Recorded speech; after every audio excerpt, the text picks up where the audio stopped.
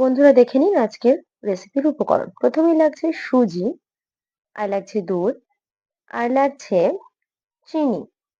এরপরে লাগছে কর্নফ্লাওয়ার, আর লাগছে ঘি। এরপরে আসছে এলাচ,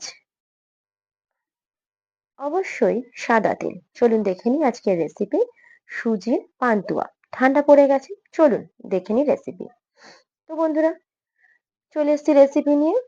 এই শীতকালে ঠান্ডা ঠান্ডা ওয়েদারে সুজির পান্তুয়া নিয়ে। হ্যাঁ, প্রথমেই বলে রাখি এই মেজারমেন্টের কথা। যতটা মাপে চিনি নেবেন ঠিক ততটাই জল দেবেন। হ্যাঁ, শিরার জন্য অবশ্যই পান্তুয়া শিরার জন্য এই মাপটা মাথায় রাখবেন। চিনির পরিমাণ আর জলের পরিমাণ চেষ্টা করবেন সম পরিমাণে রাখার। তো আমি এখানে যেহেতু ১ বাটি চিনি নিয়েছি, নিয়ে নেবো ১ বাটি জল। চলুন উনুন জ্বালিয়ে নিয়েছি। প্রথমেই উনুনে কড়াই বসিয়ে দিয়ে তার মধ্যে দিয়ে দেবো ঘি। হ্যাঁ, আমি এখানে প্রায় ২ টেবিল চামচ মতো ঘি দিয়ে দিলাম। বেশ কিছুটা ঘি দিয়ে দিলাম, দেখতেই পাচ্ছেন। ঘিটা একটু গরম হতে দেবো। হ্যাঁ, ঘিটা একটু গরম করে নেবেন অবশ্যই। দেখুন ঘিটা আমি একটু গরম করে নিচ্ছি। গরম হয়ে গেলে এর উপর ঢেলে দেবেন দুধ। বেশ কিছুটা পরিমাণ দুধ আমি এর উপর দিয়ে দিলাম। এবার দুধ আর ঘিটাকে একটু টাইম দিয়ে গরম হতে দিয়ে এর উপর দিয়ে দেব সুজি। আপনারা যে যতটা পরিমাণে সুজি, দুধ নিতে পারেন সেটা সম্পূর্ণ আপনাদের উপর। দেখুন এবার এই দুধ, সুজি আর ঘি ৩ টে জিনিসকে একসাথে খুব ভালো করে নাড়িয়ে চাড়িয়ে নেবো। হ্যাঁ বন্ধুরা, এখানে নাড়িয়ে চাড়িয়ে এই যে দেখতে পাচ্ছেন সুজিটা একদম টাইট একটা ডো এর মতো হয়ে যাবে। বেশ কিছুক্ষণ এইভাবে কড়াইতে নাড়িয়ে নেবেন দুধ আর ঘিয়ের সাথে। দেখুন আমিও এখানে খুব ভালো করে নাড়িয়ে নিচ্ছি, দেখতেই পাচ্ছেন আস্তে আস্তে কতটা শক্ত হয়ে যাচ্ছে। দেখুন কতটা শক্ত হয়ে গেছে আর কতটা ফুলে উঠেছে। আপনারা দেখতেই পেয়েছেন আমি কতটা পরিমাণ সুজি দিয়েছিলাম। দেখুন বেশ কিছুটা বেড়ে অনেকখানি হয়ে গিয়েছে। দেখুন একদম ডোটা রেডি হয়ে গিয়েছে। এবারে এটাকে কড়াই থেকে নামিয়ে আর একটু হাতের সাহায্যে খুব ভালো করে একটা নরম ডো তৈরি করে নিতে হবে। হ্যাঁ, এবার এটাকে আমরা কড়াই থেকে নামিয়ে নেব।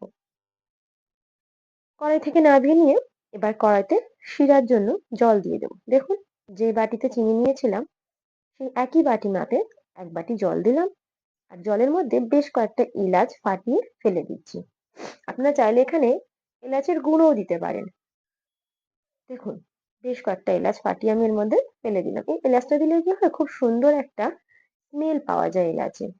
এবার এর মধ্যে আমি চিনিটা দিয়ে কিছুক্ষণ ফুটিয়ে নিলেই তৈরি হয়ে যাবে একদম পান্তুয়া শিরা।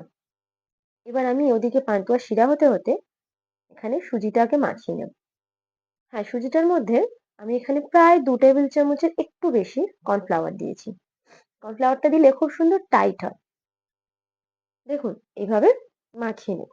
বেশ কিছুক্ষণ মাখালে আস্তে আস্তে দেখবেন ঠিক এরকম একটা খুব সুন্দর নরম ডো তৈরি হয়ে যাবে আর একদম মসৃণ দেখতে হবে। আপনারা দেখতে পাচ্ছেন কতটা ডোটা মসৃণ হয়েছে। এবার এর থেকে আমরা লেচি কেটে নেব। আর এদিকে দেখুন শিরাটাও কিন্তু ফুটছে, খুব সুন্দরভাবে ফুটে উঠেছে। শিরাকে ফুটতে দিন শিরার মতো। চলুন আমরা ডোয়ে থেকে লেচিগুলো কেটে নিই। চলুন আপনাদের দেখিয়ে দিই কিভাবে লেচি কাটতে হবে। দেখুন ডোটা যেহেতু মাখানো হয়ে গেছে, না কোনো স্ট্যান্ডিং টাইম বা এরকম কিছু নেই। আপনারা মাখিয়ে সঙ্গে সঙ্গে লেচি কেটে নিতে পারবেন। যেহেতু মাখানো কমপ্লিট, এবারে ঠিক এরকম মাঝামাঝি, কিন্তু খুব শক্ত নয় খুব নরম নয়। দেখতে পাচ্ছেন এইভাবে হাতের সাহায্যে, হ্যাঁ আপনাকে দেখাচ্ছি বটে কিন্তু এখানে একটু হাতে তেল লাগিয়ে নিতে হবে। দাঁড়ান আমি হাতে তেলটা লাগিয়ে আপনাদের ব্যাপারটা পুরোটা দেখিয়ে দিচ্ছি। দেখুন হাতে আমি তেল লাগিয়ে ফেলেছি। এবার খুব সুন্দর গোল গোল করে নিতে হবে এগুলোকে। আসলে খেয়াল রাখবেন মিষ্টির গায়ে যেন কোনো ফাটা না থাকে। যদি কোনো ফাটল থাকে তাহলে কিন্তু মিষ্টিগুলো ফাটা ফাটা বা ফেটে যেতে পারে। একদম নিটন করে একদম গোল গোল ভাবে বানিয়ে নিতে হবে। দেখতে পাচ্ছেন কোথাও কোনো ফাটা ফুটো কিচ্ছু থাকবে না, একদম যাকে বলে মসৃণ। এইভাবে আমি প্রত্যেকটা লেচি গড়ে নেব মিষ্টির জন্য। দেখুন মিষ্টির বলগুলো সব তৈরি হয়ে গিয়েছে। প্রত্যেকটা বলকে দেখুন, দেখতে পাচ্ছেন একদম মসৃণ ভাবে তৈরি করা হয়েছে এখানে বলগুলোকে। ঠিক এইভাবে আপনারাও করবেন। এবার আমি চিনির শিরাটাকে কড়াই থেকে ঢেলে নিচ্ছি। প্যানে থেকে একটা গামলি বাটি যাতে ইচ্ছা আপনারা ঢেলে নিন। আমি একটা মাঝামাঝি মতো গামলির মধ্যে ঢেলে নিলাম।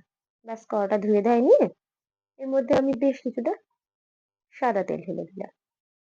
সাদা তেলটা গরম হতে বসিয়ে দিয়েছি।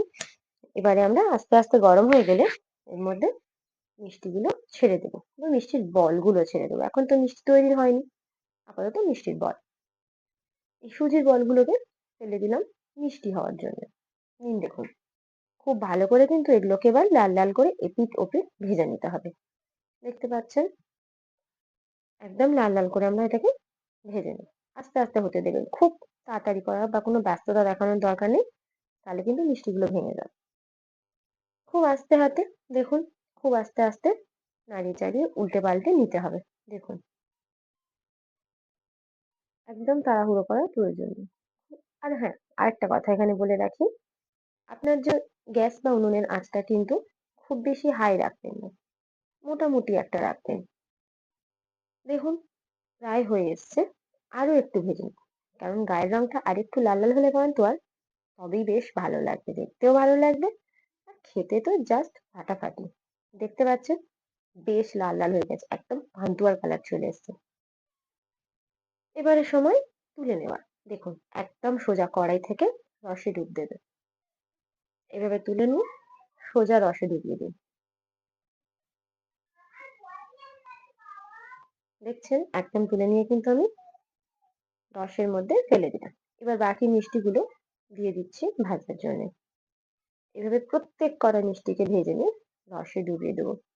তো বন্ধুরা, অবশ্যই বাড়িতে কিন্তু এই মিষ্টিটা ট্রাই করো। শীতের দিনে কিন্তু বেশ মিষ্টি মিষ্টি জিনিস খেতে ভালোই লাগে। শুধু মিষ্টি কেন, শীতের দিনে সবকিছুই বেশ ভালোই লাগে, ঠান্ডা ঠান্ডা ওয়েদার। ওই জন্যই বলছি, অবশ্যই বাড়িতে মিষ্টিটা ট্রাই করো। আসলে সুজি, ঘি, দুধ, কর্নফ্লাওয়ার এগুলো প্রত্যেক বাড়িতেই থাকে। দেখো, হয়ে গেছে এগুলো, বেশ কিছুটা লাল হয়ে গেছে, আরো একটু ভেজে নেবো এগুলো। আর একটু লাল লাল হয়ে গেলেই তুলে নেবো। না, লাল লালও হয়ে গিয়েছে। যেহেতু ভাজাগুলো প্রায় লাল লাল হয়ে গিয়েছে, তাই পান্তুয়াগুলো তৈরি হয়ে গিয়েছে। এগুলোকে এবারে সোজা রসের মধ্যে ডুবিয়ে দেবো। ঠিক এইভাবে ৮ ঘন্টা থেকে ৪০ মিনিট যদি তোমরা রসে ডুবিয়ে রাখতে পারো, ব্যাস তৈরি হয়ে যাবে তোমাদের সুজির পান্তুয়া।